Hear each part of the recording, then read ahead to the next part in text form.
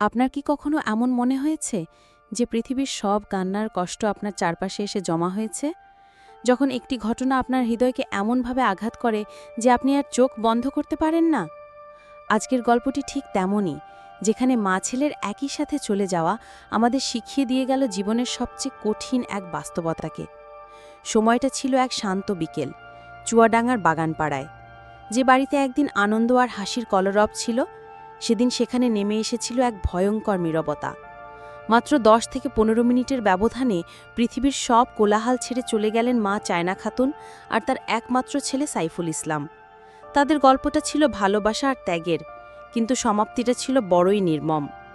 মা চায়না খাতুন, যার স্বামী অনেক আগে পৃথিবী ছেড়ে চলে গেছেন, তার একমাত্র ভরসা ছিলেন ছেলে সাইফুল।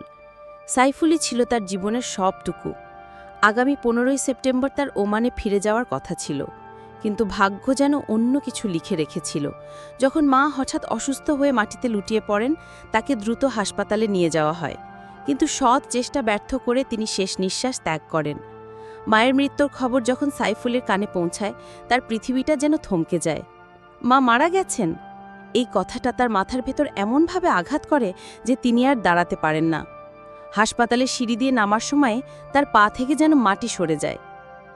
সেই যে তিনি পড়ে গেলেন, আর কোনোদিন উঠলেন না। মাত্র ১৫ মিনিটের ব্যবধানে মা ছেলের দুটি প্রাণ একই সাথে চলে গেল। হাসপাতালের মহিলা সার্জারি ওয়ার্ডে তখন শুধুই শোক আর হাহাকার। করিডর, ফার্মেসি, লিফট সব জায়গায় ভরে গেল মানুষের ভিড়ে। তাদের কান্নায় হাসপাতালের পরিবেশ ভারী হয়ে উঠল।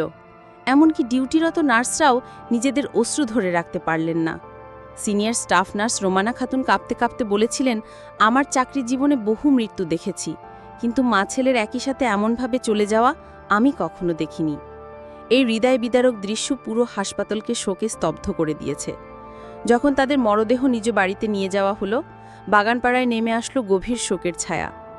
একই সাথে মা ছেলের জানাজা, একই সাথে কবর। এই দৃশ্য আজীবন ভুলবার নয়। এই ঘটনা আমাদের মনে করিয়ে দেয় জীবনটা কতটা ক্ষণস্থায়ী। আমরা সবাই কোনো না কোনোভাবে একে অপরের ওপর নির্ভরশীল। সাইফুলের হৃদরোগে আক্রান্ত হয়ে চলে যাওয়া প্রমাণ করে মা ছেলের ভালোবাসা কতটা গভীর, কতটা অবিচ্ছেদ্য। প্রিয়জনের সঙ্গে কাটানো প্রতিটি মুহূর্ত কতটা অমূল্য। এই নির্মম ঘটনা আমাদের সেটা চোখে আঙুল দিয়ে দেখিয়ে দেয়। মা চায়না খাতুন আর ছেলে সাইফুল ইসলামের প্রতি রইল আমাদের গভীর শ্রদ্ধা। আল্লাহ যেন তাদের পরকালে শান্তিতে রাখেন। তাদের এই করুণ বিদায় আমাদের শিখিয়ে গেল, ভালোবাসার কোনো সীমানা নাই, আর জীবনের মূল্যবোধের কোনো বিকল্প নাই।